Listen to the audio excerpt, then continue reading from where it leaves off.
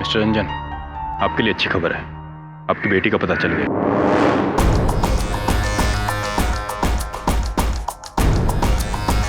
तो यहाँ छुपा रखा है इन कमीनों ने मेरी बेटी को। मैंने छोड़ूंगा नहीं। मिस्टर रंजन, आपकी बेटी की जान दांव पर है। अपनी बेटी के लिए तो मैंने इन किडनैपर्स के सिर्फ एक बार कहने पर 50 लाख रुपए दे दिए। और पुलिस के मना करने के बावजूद भी ये आपने ठीक नहीं किया। मेरी बेटी से बढ़कर इस दुनिया में मेरे लिए कुछ नहीं है मेरे लिए। ठीक है मिस्टर रंजन, आपने जो करना था कर दिया, अब पुलिस को अपना काम करने दीजिए प्लीज। चलो।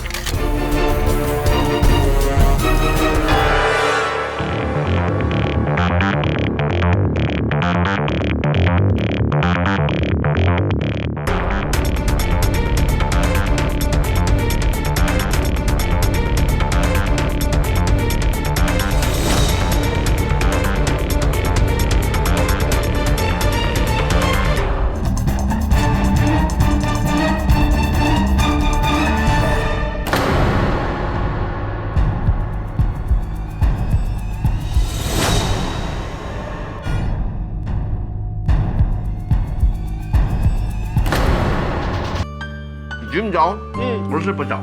हाँ वरुण, अरे बैठ। इस बुलबुल ने क्या घर की बनी हुई कचौड़ी चटनी लाई, उसे खींचना। नहीं सब आप ये पढ़िए सर। हाँ ये खबर तो मैंने पढ़ी थी सवेरे। सर इन तीनों को मैं बहुत अच्छी तरह से जानता हूँ, ये किसी की हत्या नहीं कर सकते। खबर पढ़कर तो लगता है कि नहीं सर, ये तीनों बहुत ही अच्छी फैमिली से हैं। ये लोग पैसों के लिए अपनी अच्छी दोस्त के साथ ऐसा क्यों करेंगे? सर मेरा विश्वास कीजिए, ये लोग ऐसा नहीं कर सकते। We have to help them. Let's find out.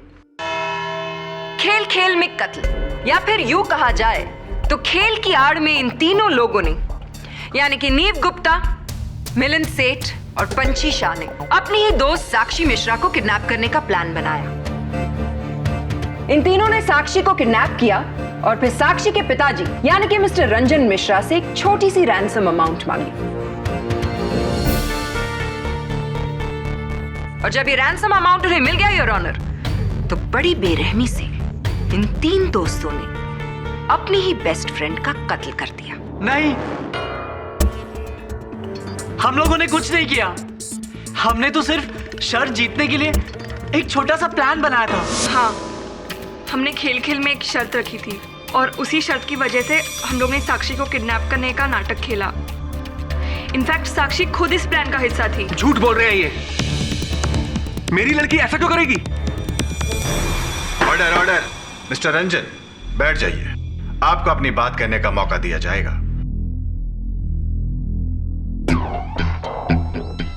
तो आपके हिसाब से आपने ये सब कुछ एक शर्त की वजह से किया। आप कोर्ट को बताएंगे कि किस तरह की शर्त लगाई थी आपने? ओके, तो लगी शर्त, ऑलराइट, कि मिलिंद इस डरपोक साक्षी के कंजूस बाप से 5 लाख रुपए निकालेगा। 5 लाख नहीं, 50 लाख रुपए निकलवाऊंगा। लेकिन मेरी भी एक शर्त है। अगर मैंने ऐसा कर दिया तो तू हमारी केमिस्ट्री मिस को पूरी क्लास के सामने केस करेगा। बोल, मंजूर है? क्या यार गाइस, तुम लोग भी ना, ये शर्त वर्त से कुछ नहीं होने वाला। तुम लोग नहीं जानते, मेरे पापा बहुत स्मार्ट है। तुम लोग जानते नहीं हो उनको, एक पैसा भी नहीं देंगे वो। एंड बाय द वे, हम लोग वेकेशन पर जाने के लिए पैसे मांगने की बात कर रहे थे। तुम लोग बात को कहां से कहां पहुंचा रहे हो? शर्त हो चुकी है। मंजूर है कि नहीं? बोल। ऑलराइट, मंजूर है, चल डन। ये हुई ना बात। अब देख मैं रंजन अंकल से कैसे पैसे निकलवाता हूँ, और तू भी तैयार है मिस सोनिया को टेस्ट करने के लिए? हमने एक गेम प्लान किया था जिसमें साक्षी खुद हमारे साथ थी। वेकेशंस की वजह से पूरा बॉयज हॉस्टल खाली था, तो साक्षी को छुपाने के लिए उससे अच्छी जगह नहीं हो सकती थी, इसलिए हमने साक्षी को हॉस्टल के एक रूम में छिपा दिया था। और उसके बाद प्लान के मुताबिक हमने एक पीसीओ से रंजन अंकल को कॉल किया, उनसे कहा कि उनकी बेटी को हमने किडनैप कर लिया। हमने रंजन अंकल से 50 लाख रुपए की डिमांड की और उनसे कहा कि शहर से दूर पुराने किले के छोटे से दरवाजे के सामने वो पैसे आके रख जाएं। और अंकल ने बिल्कुल वैसा ही किया।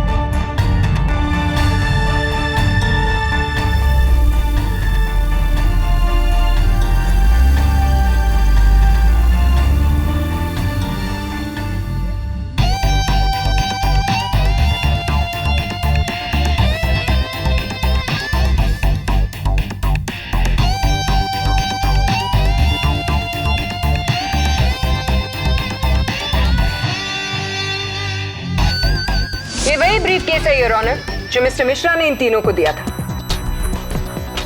पैसों से भरा ये ब्रीफ केस पुलिस ने इन तीनों से ही बरामद किया है। पैसा एक ऐसी चीज है जिसकी वजह से किसी की भी नीयत बदल सकती है, और लालच ही की वजह से साक्षी की मौत हुई।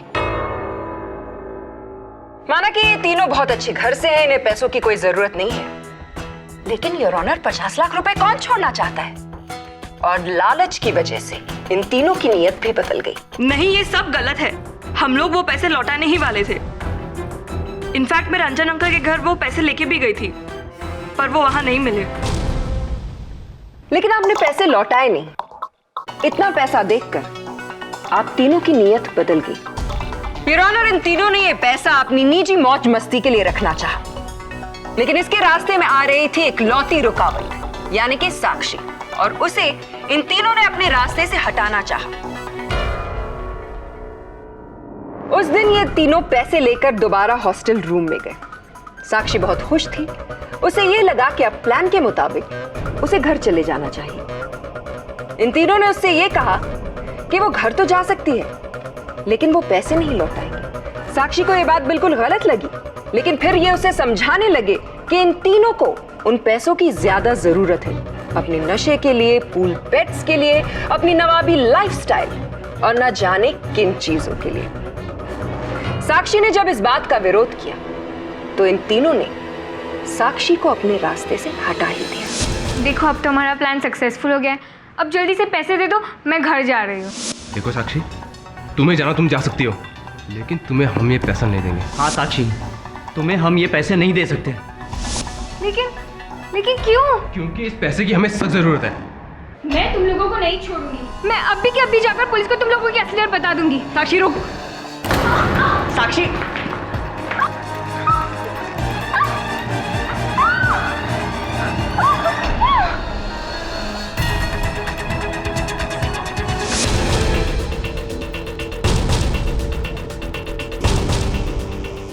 इन तीनों ने किडनैपिंग भी की है और कत्ल भी, और अपनी बात को साबित करने के लिए मेरे पास एक नहीं बल्कि दो चश्मदीद गवाह हैं। सबसे पहले मैं कटघरे में बुलाना चाहूंगी मिस्टर रंजन मिश्रा, यानी कि साक्षी के पिता को। ये जिन्होंने मेरी बेटी को मारा। मैंने अपनी आंखों से इन तीनों को उसे पंखे पे लटकाते हुए देखा। मेरी बेटी पंखे से झूल रही थी और मैं कुछ भी ना कर सकता। क्या मिला इनको? पूछिए इनसे, पूछिए क्यों मारा उसको। अरे इन्हें 50 लाख चाहिए थे, मैं इनको 1 करोड़ देता, लेकिन उसको मारने की क्या जरूरत थी? क्यों मारा मेरी बेटी को? क्यों मारा? मिस्टर मिश्रा, आप बैठ सकते हैं। योर ऑनर, मैं इंस्पेक्टर दवे को बुलाना चाहूंगी। इंस्पेक्टर दवे, आपको ये कैसे पता चला कि साक्षी मिश्रा हॉस्टल के रूम नंबर 17 में है? मिस्टर रंजन ने अपनी बेटी साक्षी की मिसिंग कंप्लेंट लिखवा रखी थी। हम उनकी बेटी को ढूंढ रहे थे कि करीब 4 बजे किसी पीसीओ से एक अनजान आदमी का फोन आया। उसने बताया कि उसने कुछ लड़कों को बॉयज हॉस्टल में जबरदस्ती एक लड़की को ले जाते हुए देखा है। उसने विल्सा कॉलेज की लोकेशन बताई। इन्वेस्टिगेट करने पर पता चला कि ये वही कॉलेज है जहां साक्षी पढ़ती थी। छुट्टियां होने के कारण पूरा कॉलेज बंद था, हॉस्टल बंद था, लेकिन रूम नंबर 17 के स्टूडेंट्स घर नहीं गए थे। यानी कि साक्षी के बेस्ट फ्रेंड मिलिंद और नीव। मुझे लगा कि कुछ न कुछ गड़बड़ है। मैंने मिस्टर रंजन को फोन किया और उन्हें वहां बुलाया और खुद भी अपनी टीम के साथ वहां पहुंचा। और फिर आपने वहां क्या देखा? मैंने देखा कि साक्षी सीलिंग से लटकी हुई है और रस्सी इन तीनों के हाथ में।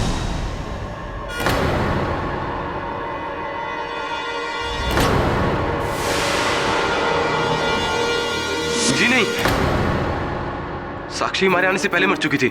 हम लोग तो उसे सिर्फ नीचे उतार रहे थे। चलिए मान लेते हैं कि आप तीनों में से किसी ने भी साक्षी का खून नहीं किया, लेकिन आपको ये बात भी तो माननी पड़ेगी ना कि साक्षी का कत्ल हुआ है। साक्षी वही लड़की जो आप तीनों की सबसे प्यारी दोस्त थी और एग्जैक्टली आपकी किडनैपिंग का खेल खत्म होने से पहले।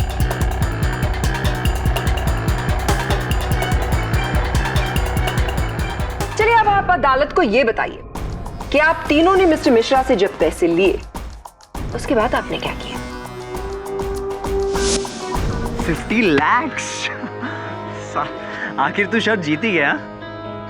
आई डोंट बिलीव कि तूने साक्षी के कंजूस डैड से 50 लाख रुपए निकलवाए। मानता है कि नहीं?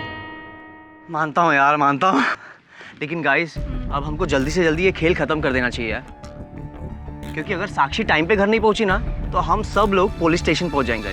राइट। और क्या पंची, तुम साक्षी के घर जाओ और देखना रंजन अंकल कहीं पुलिस के पास नहीं चले जाएं यार। डोंट वरी नीव, मुझे पता है मुझे क्या करना है। एक काम करो, ये पैसे लेके रंजन अंकल को दो और उनको संभालना और सब कुछ समझाना तुम्हारे जिम्मे है, ठीक है? एक मिनट। ये क्या कर रहा है तू? पैसे क्यों निकाल रहा है?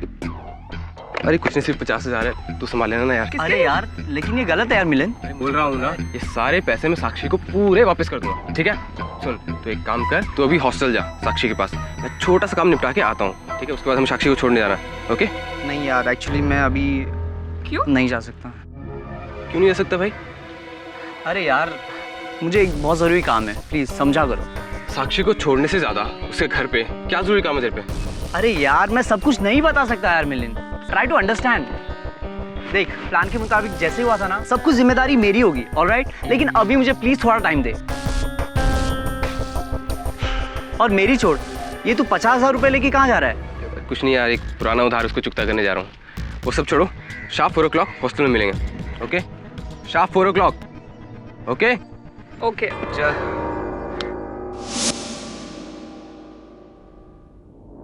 आप सब 4 बजे मिले तो थे, लेकिन साक्षी को घर पहुंचाने के लिए नहीं, बल्कि उसे ऊपर पहुंचाने के लिए। नहीं, ऐसा नहीं है। हमारे प्लान के मुताबिक मुझे रंजन अंकल को समझाना था। तब तक नीव और मिलिंद साक्षी को लेके वहां आने वाले थे, लेकिन सब गड़बड़ तभी हुई जब ही नीव और मिलिंद को कोई जरूरी काम के लिए कहीं जाना पड़ा। इसलिए हम लोगों ने प्लान बनाया कि हम लोग ठीक 4 बजे हॉस्टल के गेट के पास मिलेंगे। क्या मैं पूछ सकती हूँ कि ऐसा क्या जरूरी काम था जिसकी वजह से आप दोनों इस काम को छोड़कर अपने निजी काम के लिए निकल गए?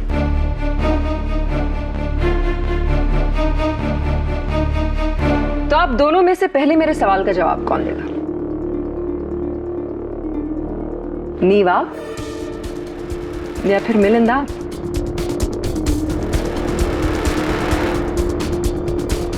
दोनों में से कोई भी जवाब नहीं देना चाहेगा।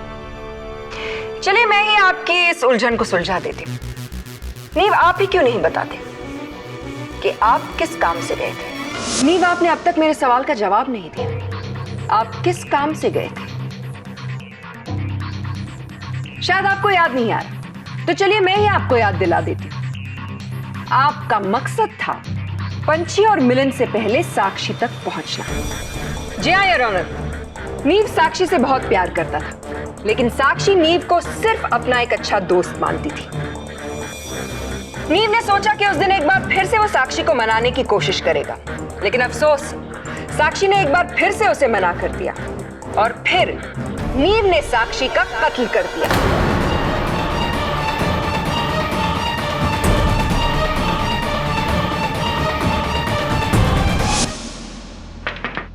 कौन? साक्षी, मैं नीव। अरे मिलिंद और पंछी कहाँ हैं? उन्हें छोड़ो ना, हमारे बारे में सोचो साक्षी। साक्षी, मैं तुमसे बहुत प्यार करता हूँ और मेरा यकीन करो, मैं तुम्हें बहुत खुश रखूंगा। तुम्हारे बिना जिंदगी जीना मैं सोच भी नहीं सकता। तुम पागल हो गए हो नीव।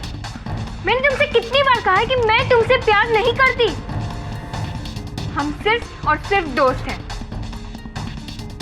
और अगर हमेशा के लिए तुम्हें मेरी दोस्ती चाहिए, इस ख्याल को अपने मन से निकाल दो,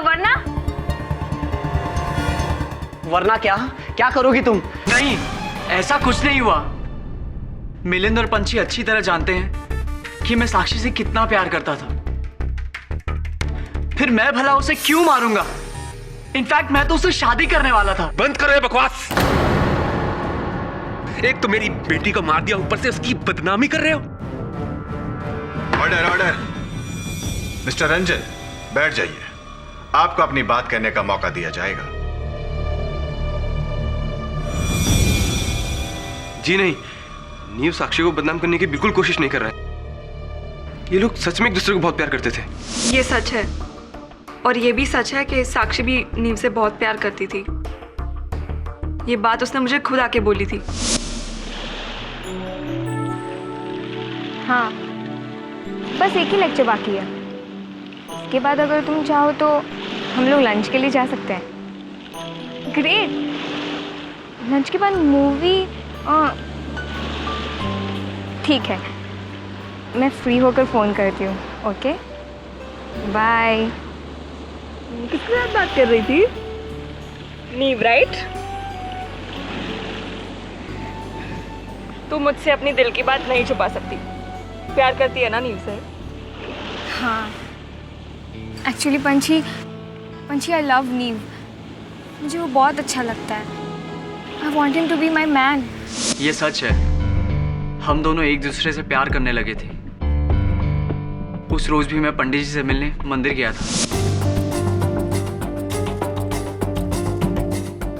चूंकि साक्षी और मैं मिलिंद और पंछी को सरप्राइज देना चाहते थे, इसीलिए उस दिन मैंने इन दोनों से ये बात छिपाई कि मैं पंडित जी से मिलने मंदिर जा रहा हूँ। बताइए पंडित जी, क्या ये आपसे मिलने आया था? हाँ, ये बचवा हमसे मंदिर पर मिलने के लिए आया था। किसी लड़की से प्रेम विवाह करने की बात कर रहा था। धन्यवाद पंडित जी। तो बताइए मिलिंद, उस दिन आप गए कहाँ थे? आप भी तो 50,000 रुपए लेकर अपना प्लान छोड़कर किसी और पर्सनल काम के लिए चले गए थे। कहाँ गए थे आप?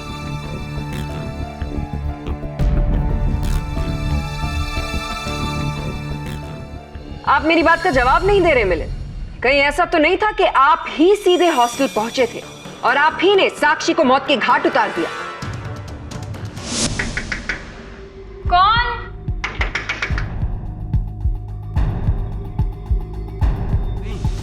ये सच नहीं है। मैं भला साक्षी को क्यों मारूंगा? और वैसे भी हमने पंछी को पैसे देकर भेज दिया था, तो फिर मैं अपनी दोस्त का कत्ल कैसे कर सकता हूँ मैम? अगर आपने ऐसा नहीं किया तो फिर आप अदालत को बताते क्यों नहीं कि आप कहां गए थे उस दिन? मिलिंद, आप मेरी बात का जवाब नहीं दे रहे। जी वो उस दिन मैं किसी को पैसे देने गया था। एक्चुअली मुझे ड्रग्स की लत लग गई थी, जिस वजह से मेरे खर्चे बढ़ गए थे। उस दिन भी मैं 50,000 रुपये लेके इसीलिए गया था ताकि मैं अपने पुराने कर्जे उतार सकूं। हालांकि मैं वो पैसे बाद में साक्षी को लौटाने वाला था। योर ऑनर, ड्रग्स लेने की आदत, पुराना कर्जा और रैंसम में मिले 50 लाख रुपए। मिलिंद के पास बहुत ही क्लियर ऑप्शन था। साक्षी को अपने रास्ते से हटा दो और फिर फिरौती के पूरे 50 लाख रुपए इनके। जी नहीं, ये सच नहीं है। भला मैं अपनी फ्रेंड का कत्ल क्यों करूंगा? मैं सच कह रहा हूँ मैम, मैं उस दिन अपने फ्रेंड को पैसे देने गया था। मैं रॉकी को पैसे देने गया था मैम। रियली? तो क्या आप अपने इस अच्छे दोस्त रॉकी को यहाँ अदालत में बुला सकते हैं ताकि आपकी बात साबित हो जाए?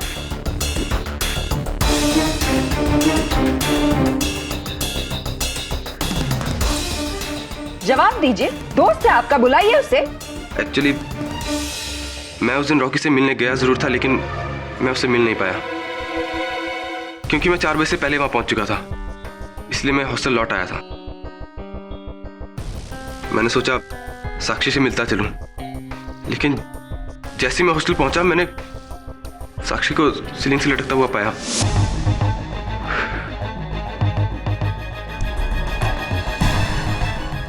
चार बज गए यार, ये नीव और पंछी कहाँ रह गए? चलो मैं साक्षी से मिल लेता हूं।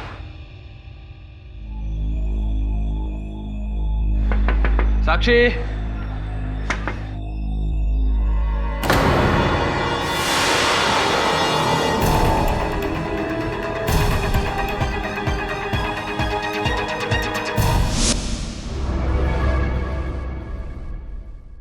मैं डर गया था। मैं डर के मारे नीचे भागा तो मुझे नीव और पंछी नीचे मिले।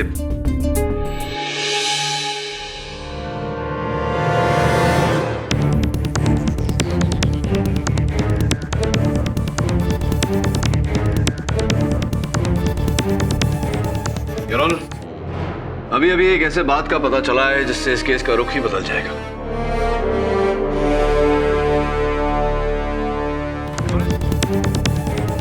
योर ऑनर, अभी एक ऐसे बात का पता चला है जिससे इस केस का रुख ही बदल जाएगा, और इस बात का खुलासा करने के लिए मैं फोरेंसिक्स के डॉक्टर रस्तोगी को कटघरे में बुलाने की इजाजत चाहता हूं। योर ऑनर, मिलिंद, नीव और पंछी को हॉस्टल में लटकती हुई साक्षी की मृत शरीर के पास शाम के 5 बजे पाया गया, जिससे पुलिस ने यह अनुमान लगा लिया कि साक्षी की हत्या इन तीनों ने की है।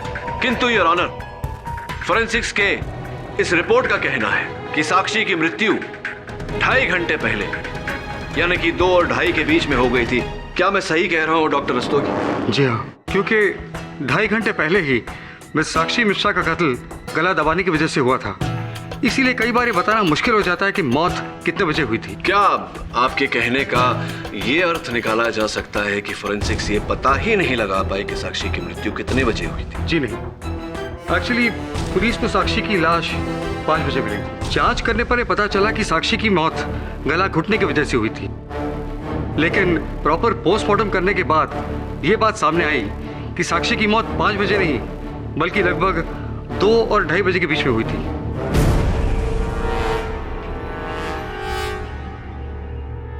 Mister Pathak, I don't understand the point you trying to make. इससे तो सिर्फ यही साबित होता है ना कि खून 2 और 2.5 बजे के बीच में हुआ। ये साबित नहीं होता कि इन तीनों ने खून नहीं किया है। हो सकता है कि साक्षी का कत्ल करने के बाद उन्हें यह बात नहीं समझ आ रही थी कि उसकी लाश के साथ क्या करें, और जब तक ये बात समझ में आई तब तक इंस्पेक्टर दवे वहां पहुंच चुके थे। योर ऑनर, प्रोसिक्यूशन के इस दलील का उत्तर देना बहुत ही सरल है।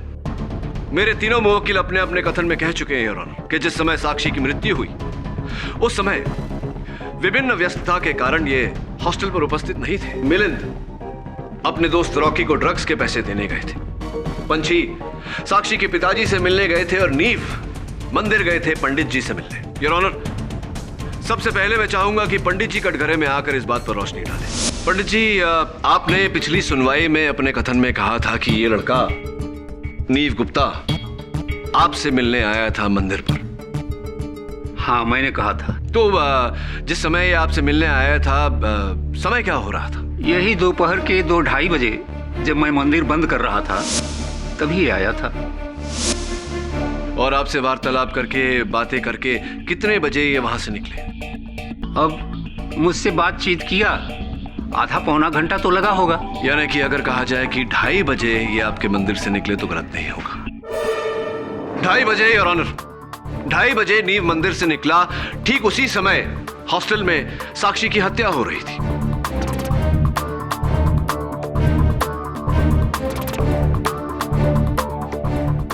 धन्यवाद पंडित जी, आप बैठिए। योर ऑनर, अब मैं मिस्टर रंजन मिश्रा के घर के नौकर गोपाल काका को कटघरे में बुलाने की अनुमति चाहता हूं। गोपाल काका, कृपया कर अदालत को बताएं कि उस दिन पंछी शाह ये आपके घर आई थी आपके मालिक रंजन मिश्रा जी से मिलने? जी, उस दिन वो घर पे आई तो थी, लेकिन मालिक घर पर उस वक्त नहीं थे। मालिक का इंतजार भी किया था इसने। तो किस समय ये आपके घर आई? लगभग 2:15 बजे। लगभग 2:15 बजे। और आप कह रहे हैं कि इन्होंने वहां इंतजार किया आपके मालिक का और फिर वहां से निकली। कितने बजे निकली थी? लगभग पौन घंटा। 3 बजे, योर ऑनर। मेरे प्रश्न में ही मेरे प्रश्न का उत्तर है। फोरेंसिक्स का यह कहना है कि साक्षी की मृत्यु 2:30 बजे हुई, और अगर पंछी वहां 2:15 से 3 बजे तक थी तो ये साक्षी की हत्यारन कैसे हो सकती है? मिस्टर पाठक, आपने तो सबका काम आसान कर दिया। अगर साक्षी के कत्ल में नीव और पंछी का हाथ नहीं है तो बचा सिर्फ एक इंसान जो कातिल हो सकता है, मिलिंद। नहीं सर, मैंने खून नहीं किया सर। केडी सर, मैंने खून नहीं किया। मैं सच कह रहा हूं सर, मेरा विश्वास कीजिए, मैंने खून नहीं किया सर। योर ऑनर, मैं प्रोसिक्यूशन की बात से सहमत हूं कि नीव और पंछी ने यह हत्या नहीं की, लेकिन मिलिंद ने भी यह हत्या नहीं की। वो भी निर्दोष है। यह प्रमाणित करने के लिए अदालत से मैं कुछ समय की विनती करता हूं।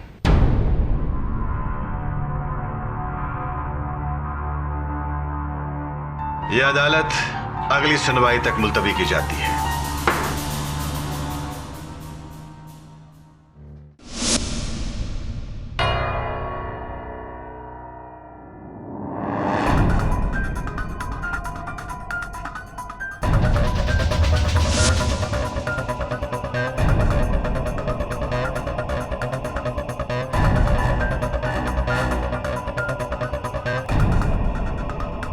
वरुण,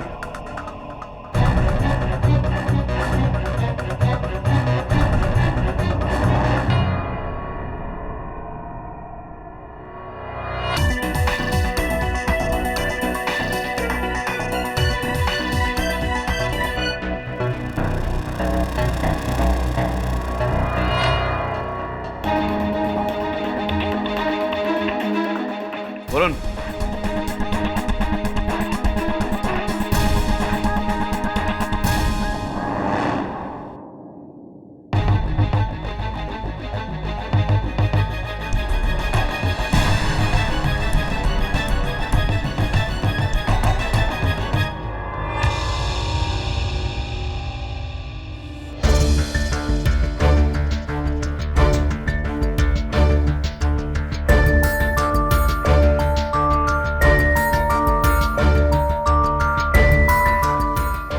वरुण, वो फाइल देना।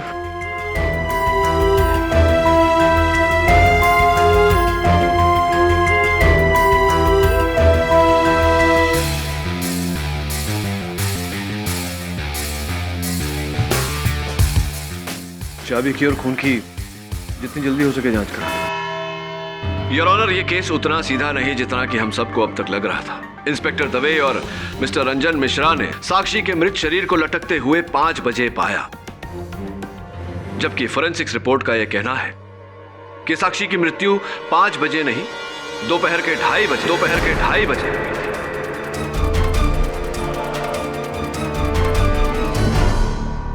जिस समय योर ऑनर गवाहों के बयान के अनुसार पंछी शाह मिस्टर रंजन मिश्रा के घर गई थी उनसे मिलने, और नीव गुप्ता पंडित जी से मिलने मंदिर गए थे। अब केवल इतना प्रमाणित करना बाकी है कि मेरे मुवक्किल मिलिंद के कथन के अनुसार ये भी उस समय अपने दोस्त रॉकी से मिलने गए थे। क्या आप मेरी बात से सहमत हैं प्रोसिक्यूटर साहब? जी हाँ, बिल्कुल। धन्यवाद। Your honour, I'd like Mr. Ranjan Mishra in the dock, please. Mister Ranjan Mishra, Sakshi की हत्या के दिन आप कहाँ थे? जी, मैं किडनैपर्स को उनकी मांगी हुई फिरौती की रकम देने गया था। तो कितने बजे आप गए थे फिरौती की रकम देने? कोई दोपहर के 1:30 बजे। दोपहर के 1:30 बजे। उसके बाद आप कहाँ गए? उसके बाद इंस्पेक्टर दवे का फोन आया और मैं सीधा हॉस्टल पहुंच गया। ऐसी? किंतु इंस्पेक्टर दवे के कथन के अनुसार तो इन्होंने 4 बजे आपको फोन किया था।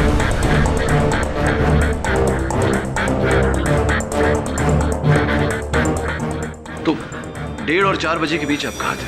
कहाँ था? अपनी बेटी का घर पर इंतजार कर रहा था। भाई, किडनैपर्स की डिमांड जो पूरी की मैंने। शायद आपसे भूल हो रही है मिस्टर मिश्रा। क्योंकि पंछी शाह और आपके गृह सेवक गोपाल काका दोनों ने अपने अपने कथन में कहा कि जिस समय पंछी आपके घर आपसे मिलने आई थी उस समय आप घर पर उपस्थित नहीं थे। कहाँ थे आप 1:30 और 4 बजे के बीच? भाई कहा ना कि मैं अपनी बेटी की किडनैपिंग को लेकर बहुत परेशान था और किडनैपर को पैसा देने के बाद मैं भगवान से यही दुआ कर रहा था कि मेरी बेटी को जल्द से जल्द घर वापस आ जाए, बस। भगवान से दुआ कर रहे थे।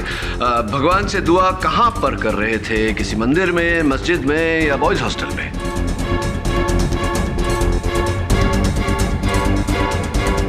क्या कह रहे हैं आप? केडी, तुम कहना क्या चाहते हो? मैं ये कहना चाहता हूँ योर ऑनर की फिरौती की रकम देने के बाद मिस्टर रंजन मिश्रा सीधे बॉयज हॉस्टल गए और इन्होंने अपनी बेटी की हत्या की। क्या बकवास कर रहे हैं आप? मैं अपनी बेटी का खून क्यों करूंगा? ये तो आप ही बता सकते हैं हमें मिस्टर रंजन मिश्रा।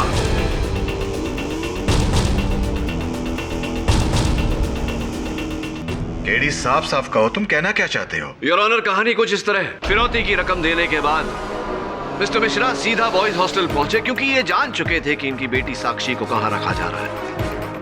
वहां पहुंचने के बाद इन्होंने साक्षी पर वार किया, गला घोंटकर उसे मारने का प्रयास किया। योर ऑनर, योर ऑनर, ये मिस्टर केडी ये क्या मनगढ़ंत कहानियां बना रहे हैं? किस खून की बात कर रहे हैं आप? वही खून जो इन्होंने किया है योर ऑनर। और बचाव में साक्षी ने पास पड़ी चाबी से इन पर हमला किया और इन्हें घाव दिया। यही घाव यार, जरा अदालत को बताने का कष्ट करेंगे?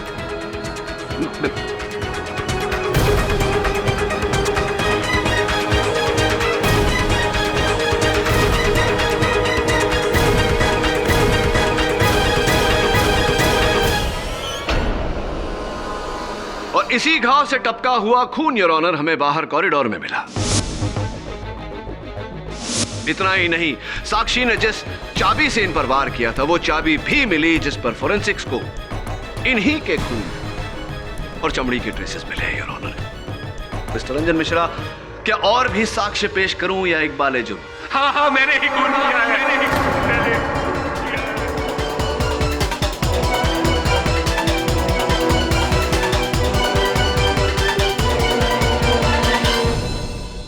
ये तीनों तो मेरी सिर्फ प्लानिंग का शिकार हुए थे।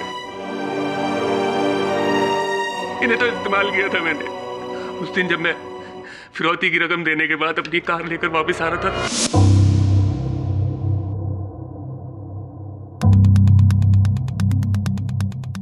तो मैंने अपनी कार को इस जगह पर पार्क किया। कार पार्क करने के बाद मैं वापस ये देखने आया कि साक्षी को किडनैप किया किसने।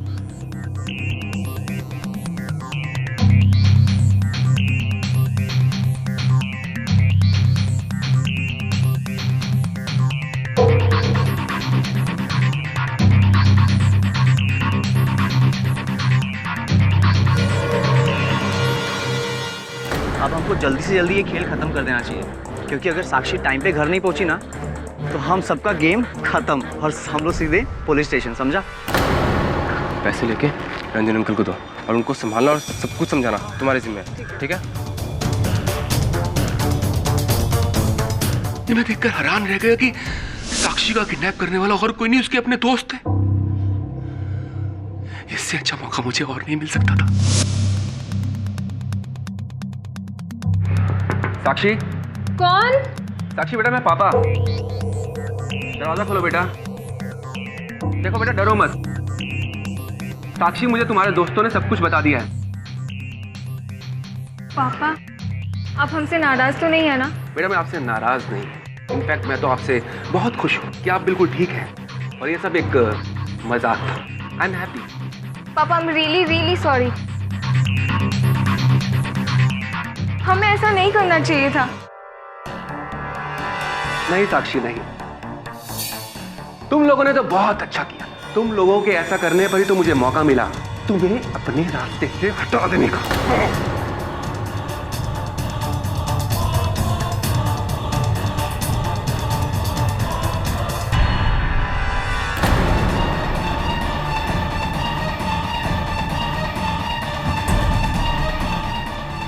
साक्षी! साक्षी!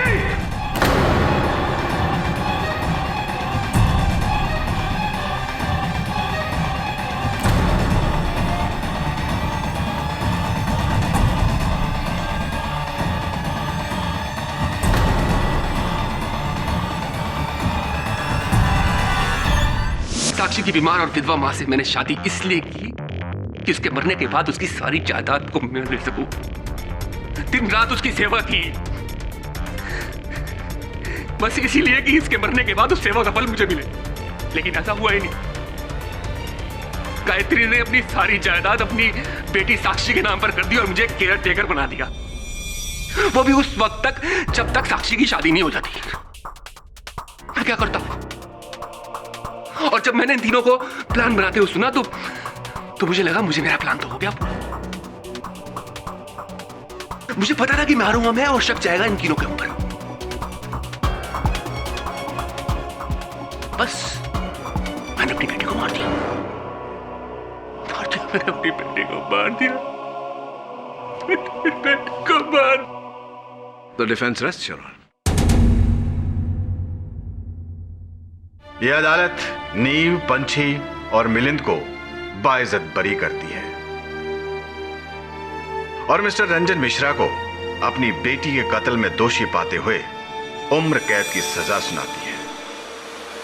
The case is closed.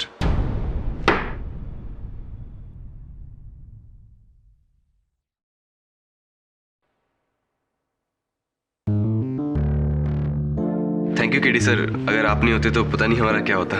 Thank you KD sir. You're welcome. लेकिन धन्यवाद तुम लोगों को मेरा नहीं, वरुण का करना चाहिए। इसी के विश्वास के कारण तुम तीन बच पाए हो। And nothing. खेल खेल में खेला गया खेल इतना खतरनाक नहीं होना चाहिए कि खेलने वाले का खेल ही खत्म हो जाए, राइट ना?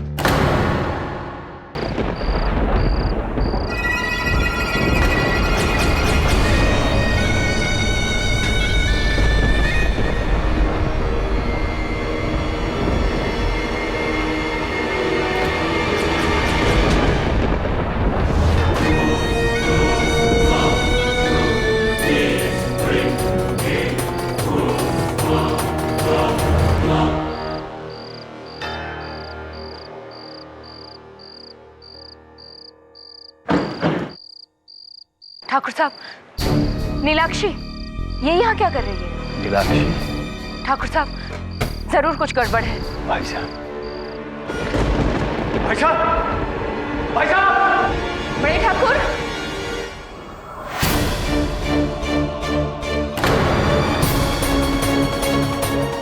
उज्जवल भाई साहब, भाई साहब, भाई साहब!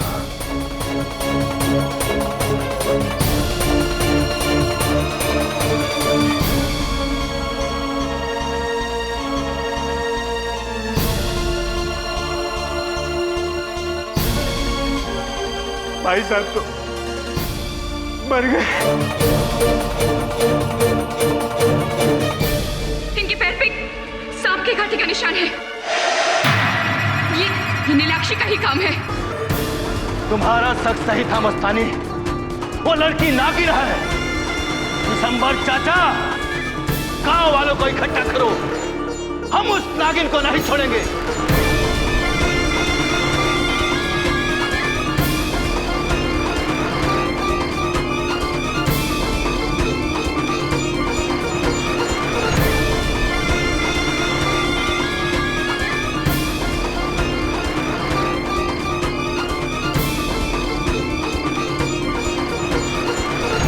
शादी कैसी लगी सर? अरे बहुत बढ़िया। मुझे नहीं पता था यहाँ गांव में लोग मुझसे और मेरे मुकदमों से परिचित हैं। I felt very good.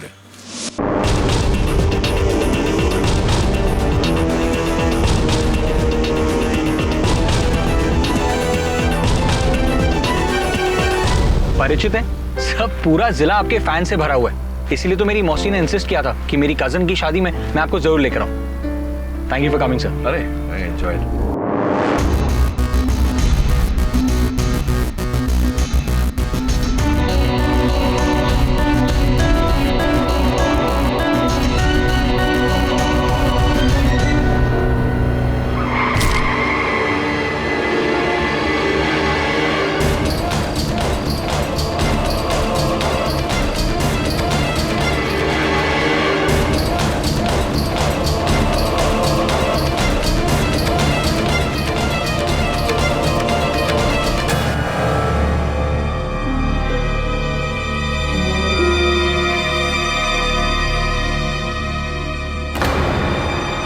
साहब, ये लड़की हमारे हवाले कर दो। मैं इस गांव का सरपंच हूँ, आप जाओ यहाँ से। क्यों पीछे पड़े इसके? क्या किया इसने? हत्यारन है ये। मेरे भाई साहब ठाकुर उज्जवल सिंह की जान ली है। लेकिन उसके लिए तो कानून है ना, आप लोगों ने कानून अपने हाथ में क्यों लिया है? साहब जी, ये कोई आम मुजरिम नहीं है जो कानून इसका फैसला करेगा। ये एक इच्छाधारी नागिन है।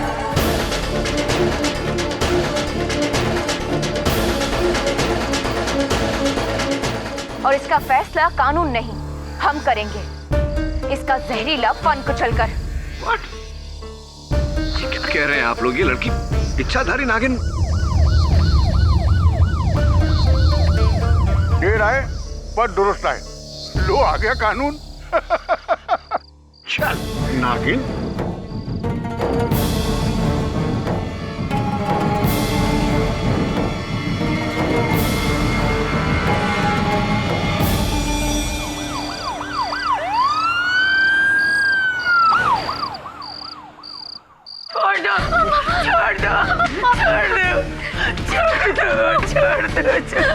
हम आपको बचा लीजिए।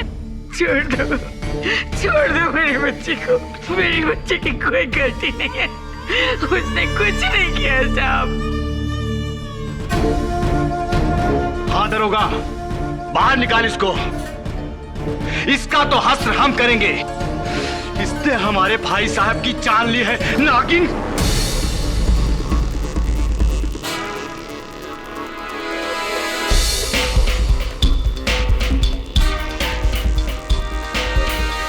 ये क्या कर रहे हैं आप लोग? कौन से युग में रहते हैं आप सब? इच्छाधारी नागिन, ये तो कथाओं की बात है, होता नहीं है ऐसा कुछ। आपके शहर में नहीं होता होगा साहिब। आपके शहर में तो लोग भगवान को भी नहीं मानते। ये सब तो दूर की बात है। देखिए साहब, आप यहाँ नए आए हैं, आप इस लड़की के बारे में कुछ नहीं जानते हैं। हम इसे बचपन से जानते हैं, इसका पूरा इतिहास जानते हैं। तो कहना क्या चाहते हैं आप? कि ये बच्ची नागिन का रूप लेकर डसती है सबको? अटर नॉनसेंस, अनबिलीवेबल, अंधविश्वास की हद होती है। ओ भाई साहब, तुमको तसल्ली दिलाना हमारा काम नहीं है। अपना रास्ता नापिए, ये हमारा आपस का मामला है। चले जाइए। साहब, साहब हमें छोड़ के मत जाइएगा साहब। साहब आपके जाने के बाद ये लोग हमको मार डालेंगे। मेरी बच्ची।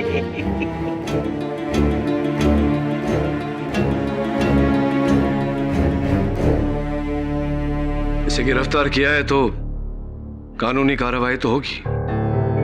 आपके गांव में न्यायालय है? क्यों? इस लड़की का मुकदमा लड़ोगे आप? वकील हो? एडवोकेट केडी पाठक।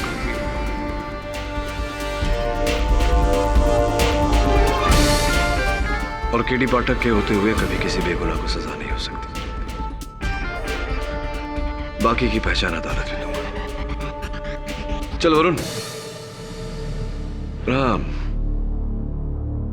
इस केस के निर्णय होने तक अगर मेरे मुवक्किल को खरोंच भी पहुंची तो उसके उत्तरदायी आप होंगे, इंस्पेक्टर रली आराम।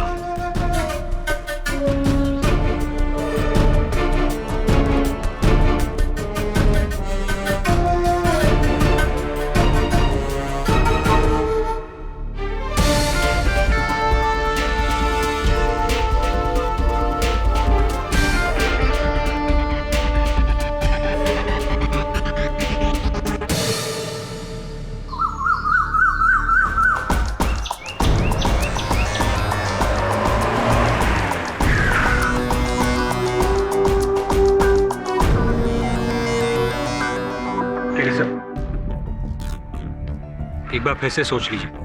हम इस लड़की को अच्छी तरह से जानते भी नहीं है। वो क्या है क्या नहीं है। हो सकता है वो नागिन नहीं, खूनी हो। देखो, हम तो उस लड़की के अपराध से अनजान हैं, किंतु ये गांव वाले वास्तविकता से अनजान हैं। और जब तक इस देश से अंधकार को नहीं मिटाया जाएगा, ये देश प्रगति नहीं कर सकती। और ये अंधकार सिर्फ ज्ञान से मिट सकता है। इस समय यही हमारा कर्तव्य है। करेक्ट? चल। अरे वकील साहब, आ गए आप? हाँ, लगता तो ऐसा ही है। आ गए ना हम। मैं विशंभर हूं, इस हवेली का पुराना वफादार। उस रात उजागर सिंह जी के बड़े भाई उज्जवल सिंह जी के अलावा यहाँ पे और कोई नहीं था। आइए हुजूर।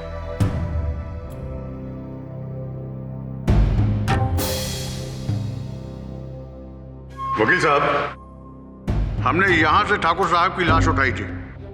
पैर में सांप का काटा, बदन नीला पड़ा, जहर से मौत। क्लियर केस, एकदम क्लियर। हो सकता है सांप पीछे से कहीं झाड़ियों से आया हो। नहीं नहीं, इस हवेली में सांप का होना तो असंभव है। अरे वकील साहब, हवेली में क्या, इस पूरे अमरोली गांव में पिछले 150 साल से किसी ने सांप को नहीं देखा। रिकॉर्ड है, रिकॉर्ड। अब आप ही बताइए, इसका क्या मतलब है? आप सुलझे हुए लगते हैं चाचा, आप बताइए, क्या वो लड़की नागिन हो सकती है? नहीं, वो नागिन नहीं है, वो विषकन्या है। ठीक कह रहे हैं चाचा।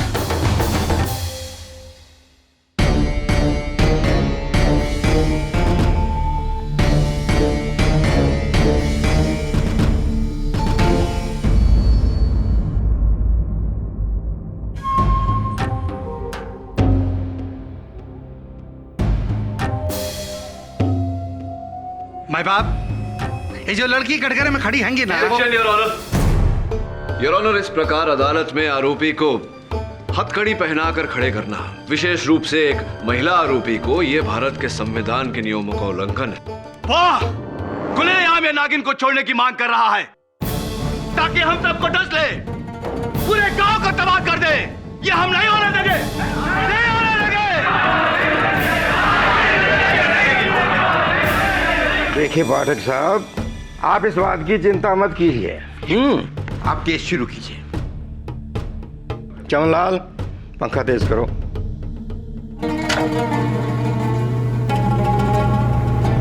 क्षमा चाहता हूं योर ऑनर, किंतु जब तक ये हथकड़ियां उतारी नहीं जाती मैं अपना पक्ष नहीं रख पाऊंगा।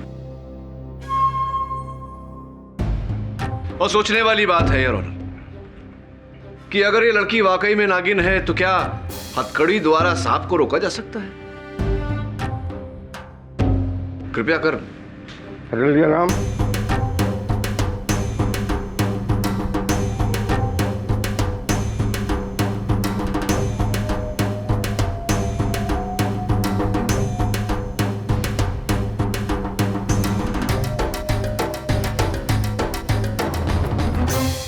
खुश हैंगे वकील साहब, खुश हैंगे। हाँ, बड़े शहर के बड़े वकील साहब। अगर आपकी इजाजत हो तो कार्रवाई शुरू करें। धन्यवाद। मैं बाप, 1 अगस्त की रात ठीक 11:30 बजे ठाकुर उज्जवल सिंह की हवेली से एक लड़की फरार हैंगी। 3 लोगों ने उसे देखा हैंगा। ठाकुर उजागर सिंह जी हैंगे और उनकी सहेली मस्तानी हैंगी और हवेली के रखवाले विशंबर चाचा हैंगे। उसके बाद ठाकुर के कमरे में गए ये तीनों लोग और एक धसी हुई लाश देखी। ठाकुर, माय बाप, गांव वालों का कहना हैगा कि ये लड़की नागिन हैंगी। अब कैसे मान ले कि ये लड़की नागिन हैंगी? यहां सारे सब में पढ़े लिखे लोग हैंगे। क्यों वकील साहब? अब प्रोसिक्यूशन का यह दावा हैगा कि ये लड़की ठाकुर की हवेली में उस रात अपने साथ एक नाग लेकर गई और उस कमरे में उस नाग को छोड़ा और उस नाग ने ठाकुर को डसा।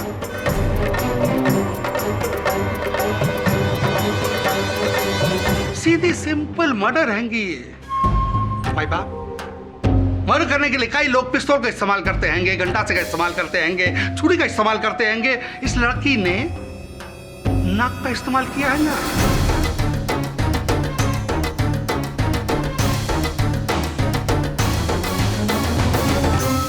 अरे साहब, इसे बाहर से नाग ला लाने की क्या जरूरत है? ये तो खुद ही सांप है। नागिन कहेंगी। Objection your honour. Your honour, इस प्रकार अदालत की कार्यवाही के बीच में बोलकर कार्यवाही को खंडित करना, भंग करना, ये अनुचित है योर ऑनर। मस्तानी जी, आप यहाँ आकर के अपनी बात कहिए। वैसे तो पूरा अमरौली इस नीलाक्षी की कहानी के बारे में अच्छे से जानता है, लेकिन इस नए वकील के लिए हम ये कहानी फिर से दोहरा देते हैं। हुआ ये था कि 20 साल पहले इस विधवा दुलारी को ये लड़की छत्तीसगढ़ के जंगलों में मिली थी, वो भी सांपों के डेरे के बीच में।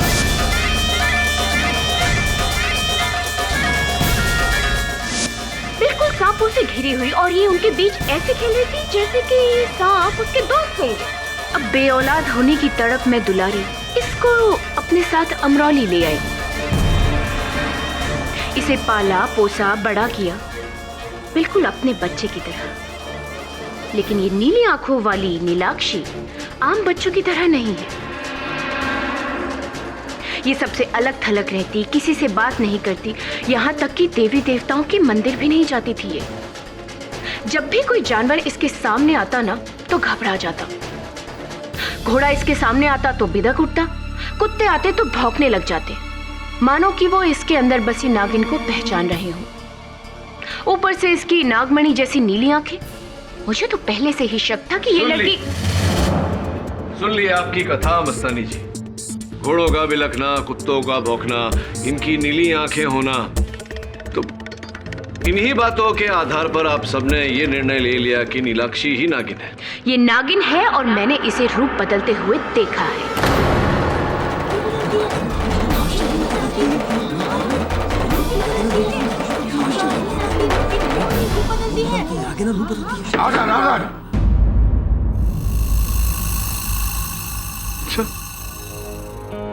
अगर आपको आपत्ति ना हो तो कुछ प्रश्न करो। धन्यवाद।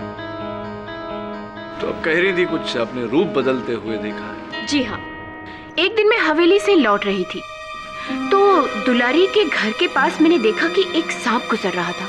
पहले तो मैं एकदम घबरा गई कि भाई इतने सालों से जब अमरौली में एक भी सांप नहीं देखा गया तो ये सांप आया कहाँ से।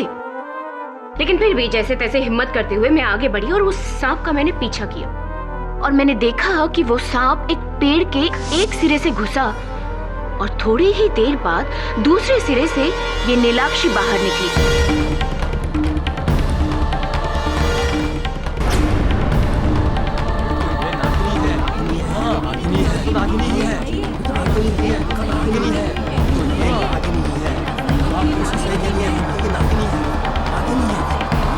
इसलिए मुझे यकीन हो गया कि ये नीलाक्षी ही नागिन है और कोई नहीं। तो वो पेड़ जिसके पीछे आपने सांप को जाते देखा और नीलाक्षी को बाहर निकलते देखा, उस पेड़ की चौड़ाई कितनी थी? रहा होगा लगभग 4 फीट के आसपास। 4 फीट के आसपास। अब देखिए, नीलाक्षी की कुल मिला के चौड़ाई शायद 2 फीट से कम ही होगी।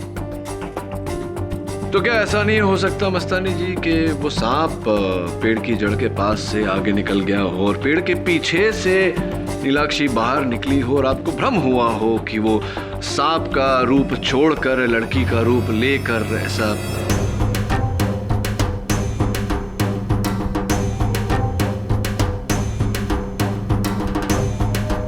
जी नहीं, जब इतने सालों से अमरौली में कोई सांप देखा ही नहीं गया तो फिर वो सांप आया कहां से? और एक अकेली मैं ही नहीं हूँ जो इस नीलाक्षी की सच्चाई के बारे में जानती हूँ।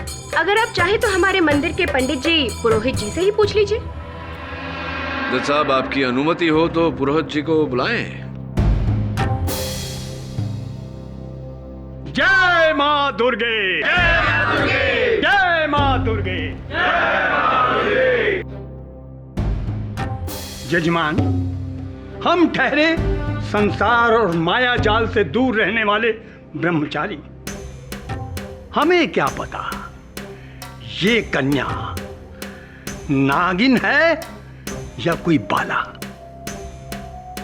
परंतु हम इतना अवश्य जानते हैं ये कन्या नाग देवता को पूजती है हमने कई बार इसको नाग देवता की मूर्ति के सामने नमन करते हुए देखा है।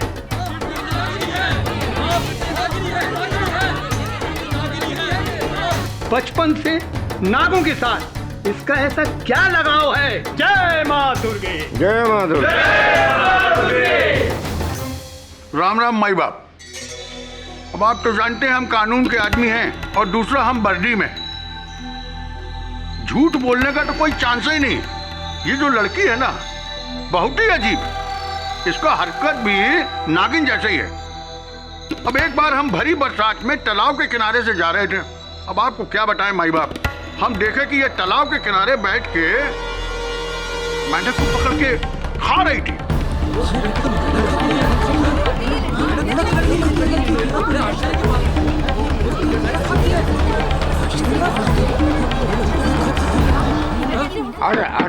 अब भला बताइए, मेंढक तो सर्पों का भोजन है, इंसानों का तो नहीं ना।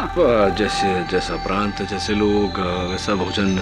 चीन में तो बड़ा विशेष भोजन माना जाता है मेंढक को। अरे वहाँ खाते होंगे वकील साहब।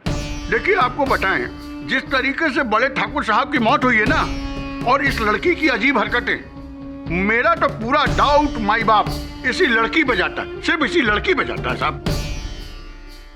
माई बाप, इसके लक्षण नागिन के भले ही ना हो, पर एक विषकन्या के जरूर हैं।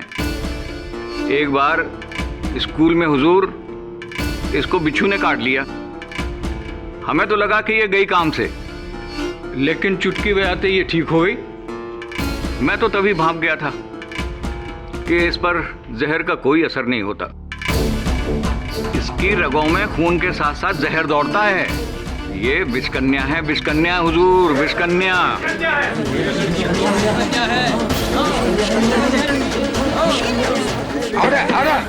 धन्यवाद बिराज जी। लरी सिंह जी, आप तो गांव के सरपंच हैंगे जी। आपकी आवाज गांव की आवाज हैगी। बिल्कुल सही कहा आपने। तो बताइए, ये लड़की विषकन्या हैगी या नागिन, या केवल परिस्थितियों के शिकार? जज साहब, नीलाक्षी को मैं बचपन से जानता हूं। माना कि वो एक सबसे अलग लड़की है, लेकिन मैंने उसे आज तक किसी को कोई नुकसान पहुंचाते नहीं देखा। मैं नहीं मानता कि वो कोई विषकन्या है या नागिन।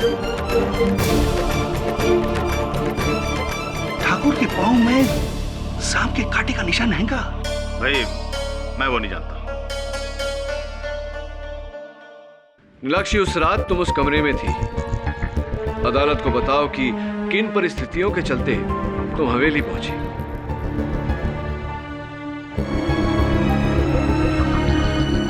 डरो मत, बोलो। मेरी माँ को जोड़ों का दर्द है साहब। ठाकुर उजागर सिंह ने कहा था कि शहर में उसकी दवा मिलती है, तो माँ की दवा वो ले आएंगे शहर से। और बड़े ठाकुर के बुलाने की वजह से मैं उनके पास वो दवा लेने गई थी।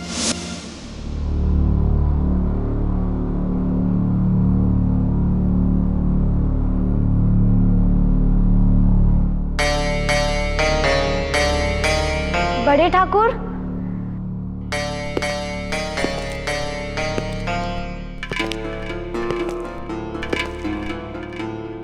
नीलू, ऊपर आ जा। घबरा मत, कोई नहीं है हवेली में। नहीं बड़े ठाकुर, वो माँ की दवाई लेने आए थे हम।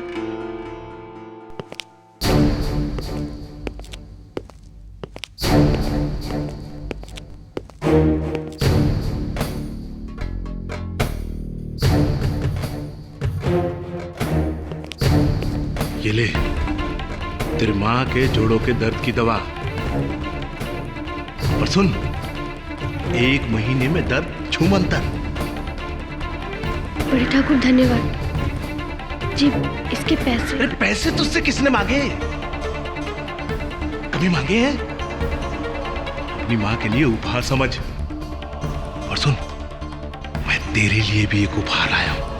ला, इसे दे।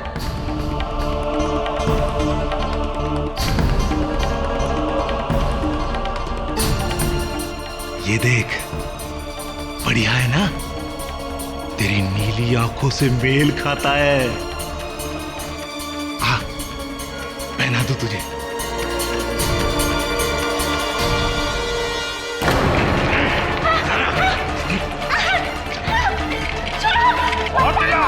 कोई नहीं है हवेली में।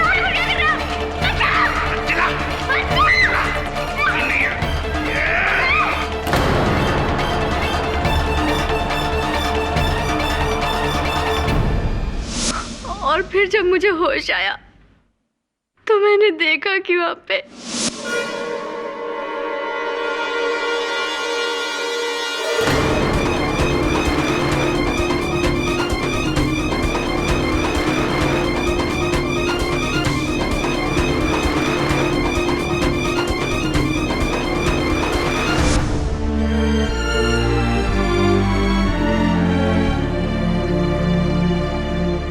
साहब, यदि यह शहर होता तो नीलाक्षी पर किए गए जबरदस्ती का साक्ष्य फोरेंसिक्स द्वारा बड़ी सरलता से हमें मिलता, किंतु यहाँ इन बातों के लिए समय लगता है और वो हमारे पास नहीं। इसीलिए चंद तस्वीरें दिखाना चाहता हूं। इनमें साफ रीत से दिखाई पड़ता है योर ऑनर, ठाकुर उज्जवल सिंह के शरीर पर इनके नाखूनों के खरोंचे, उनके हाथों पर इनके काटने के निशान और इनके गाल पर वो लाल दाग जो ठाकुर उज्जवल सिंह के थप्पड़ मारने के कारण हुआ। इससे पूरी तरह सिद्ध होता है योर ऑनर कि नीलाक्षी का कथन सच्चा है। ये शिकार ही नहीं बल्कि खुद शिकार हुई है।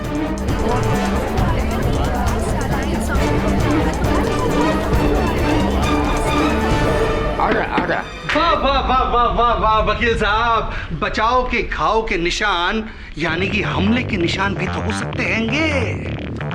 ये लड़की उस रात ठाकुर के घर में गई और उस पर हमला किया है ना।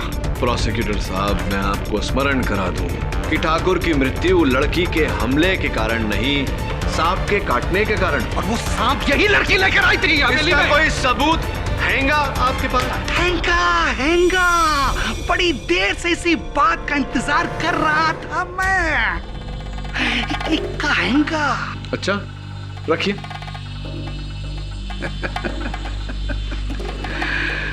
मैं बाप, आज सवेरे इंस्पेक्टर रलिया राम जी नीलाक्षी के घर के आंगन से एक सांप की केचली मिली। अभी दिखाता हूं।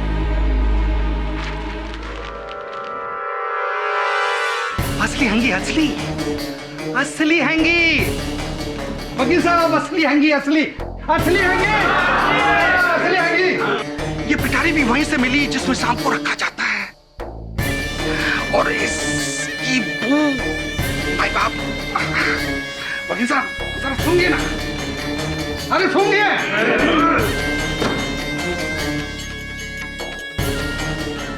भाई बाप, इस बात का प्रमाण तो मिल गया कि अमराली गांव में एक सांप है। ये लड़की नागिन हैंगी या नहीं ये तो नहीं पता, मगर इस लड़की का उस सांप से रिश्ता पक्का हैगा।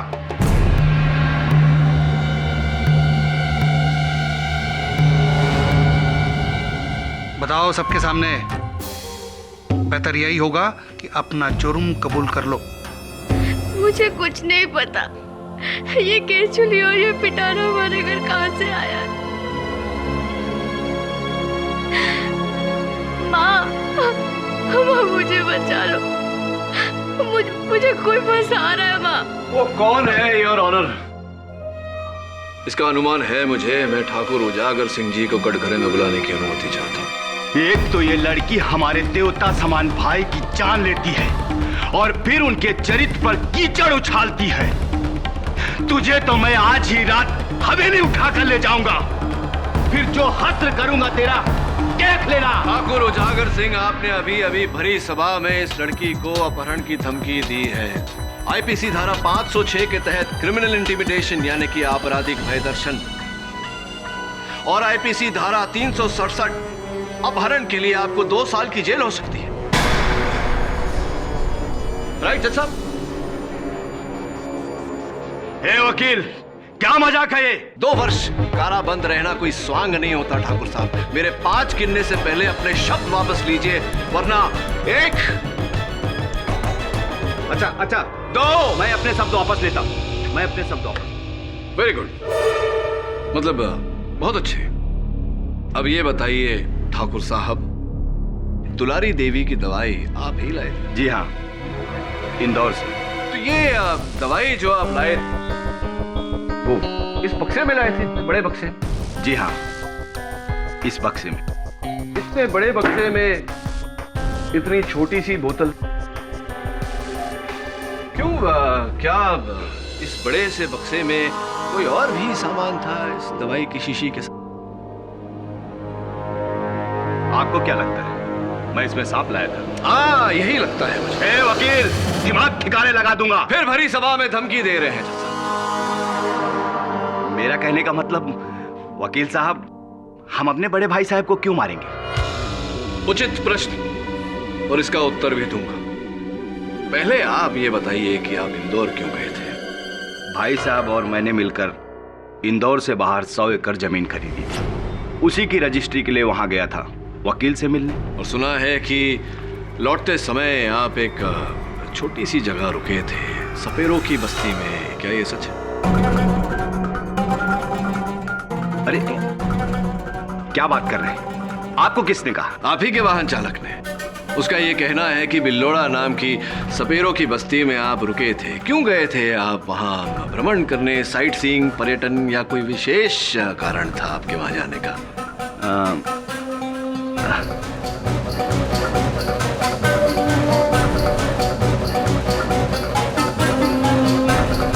सोचिए सोचिए। हाँ हाँ, दवा लेने। दवा लेने? कौन सी दवा? अरे वही जोड़ों की दर्द की दवा जो दुलारी ने मंगाई थी। वहां एक बूढ़ा सपेरा रहता है जो जंगली जड़ी बूटियों से दवाइयां बनाता है। वही दवा लेने गया था। दवा लेने गए थे आप उजागर सिंह जी, लेकिन दुलारी देवी के मर्ज की दवा नहीं, अपनी मर्ज की दवा लेने गए थे आप। वो सांप जिसने आपके भाई साहब को डसा और वो चल बसे।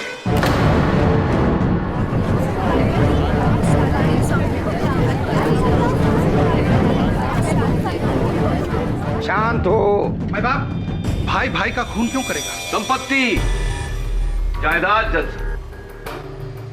वो 100 एकड़ की जमीन दोनों भाइयों ने मिलकर खरीदी थी, लेकिन पंजीयन सिर्फ आपके नाम पे की गई है उजागर सिंह जी।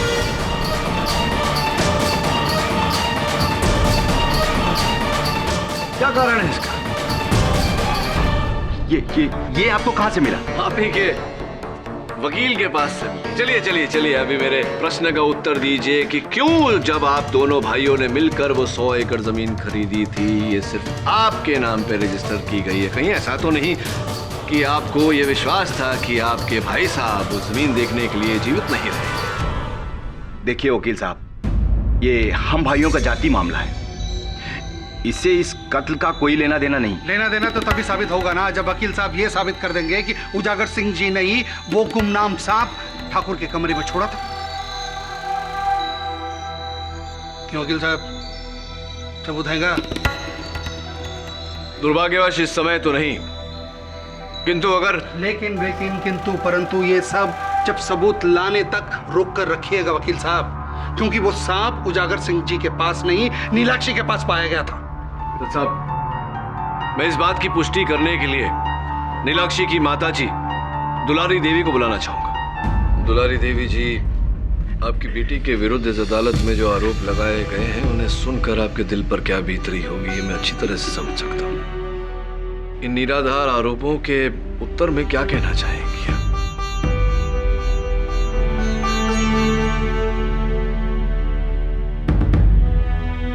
कुछ कहिए दुलारी देवी। इस अदालत में किसी ने आपकी बेटी को नागिन कहा, किसी ने विष कन्या। आपकी बेटी को इस समय आपके सच की, एक माँ के सच की आवश्यकता है। कुछ कहिए। मुझे माफ कर दे बेटी, मुझे माफ कर दे। मैं अब तेरी असलियत नहीं छुपा सकती हूँ।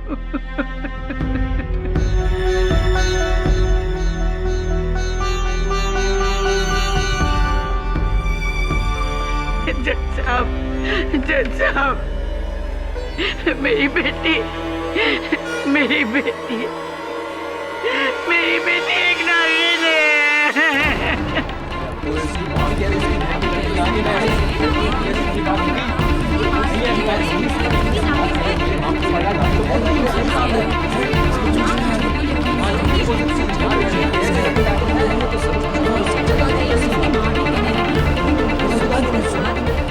बात कह रही हैंगी इसकी माँ? वकील साहब, जब से ये मुझे मिली है, हर नाग पंचमी के दिन ये अपना रूप बदल कर नागिन बन जाती है।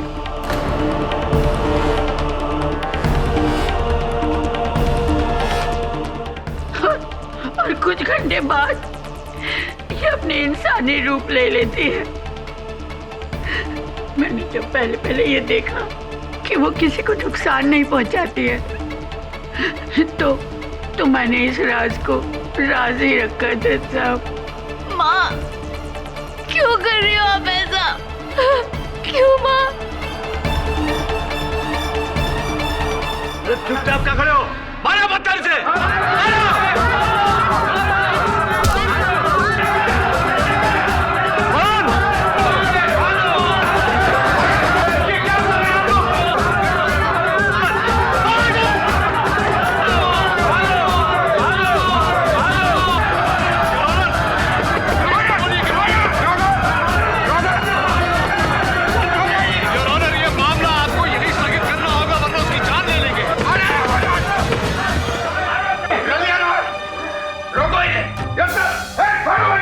ये अदालत अगले सोमवार तक मुलतवी की जाती है।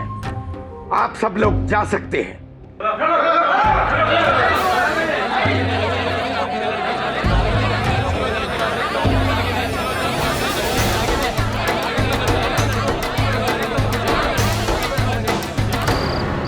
देख लिया सर, बहस के आगे बीक बजाने का नतीजा।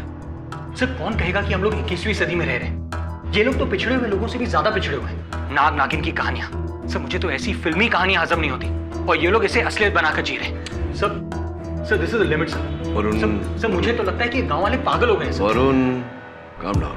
वातावरण को समझ। सही कह रहे तू। ये गांव पिछड़ा हुआ है, इसीलिए यहाँ लोग पिछड़ी हुई बातें करते हैं। चौंका देने वाली बात तो दुलारी देवी का अपनी बेटी नीलाक्षी पर वो आरोप लगाना है। सब फंसा रही होगी इन सबके साथ मिलकर सर। सौतीली माँ जो है उसकी। नहीं वरुण, दुलारी देवी की आंखों में मैंने नीलाक्षी के लिए जो प्यार देखा है वो सगी मां से भी बढ़कर है। ये तो स्पष्ट है कि वो किसी के दबाव में आकर झूठ बोल रही है। प्रश्न है कि किसके दबाव में?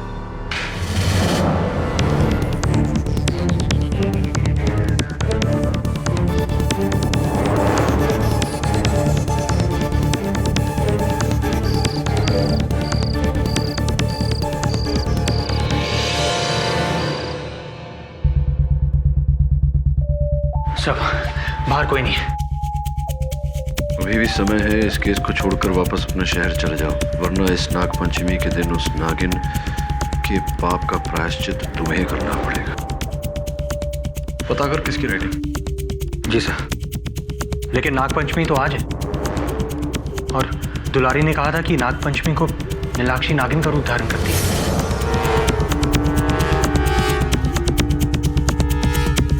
आज नाग पंचमी के दिन तुझे खाना नहीं दूध पिलाना चाहिए।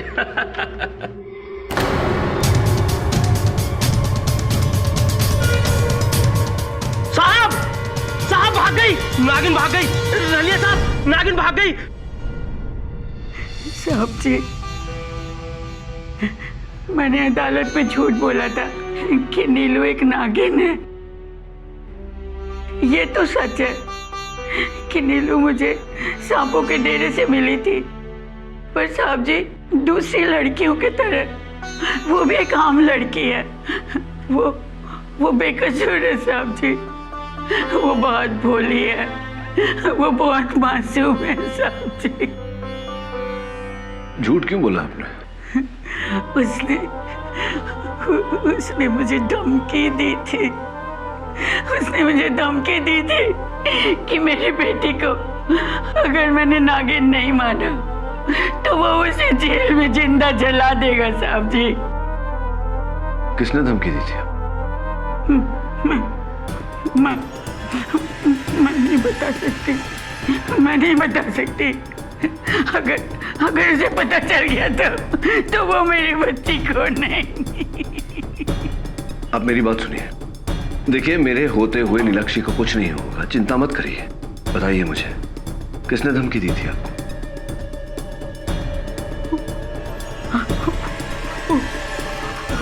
उजागर सिंह।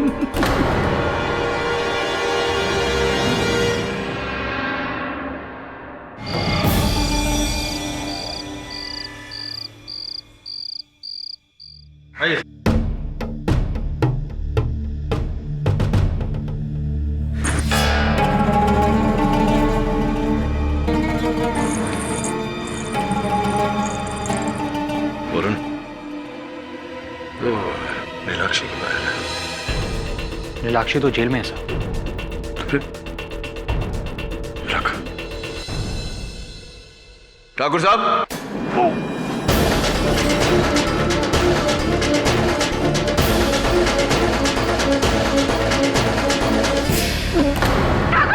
ठाकुर साहब, ठाकुर साहब, माय गॉड, सांप को काटा है।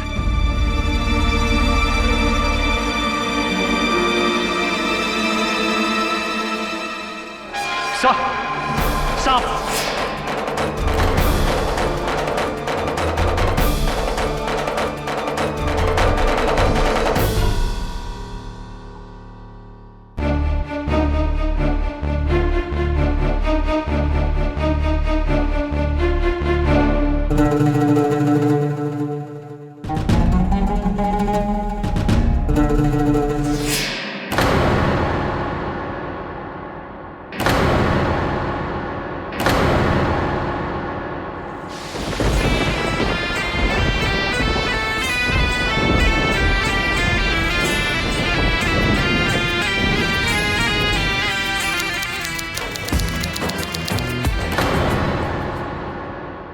और भी दिलचस्प कहानी देखने के लिए हमारे चैनल को सब्सक्राइब करें और बेल आइकॉन दबाना न भूलें।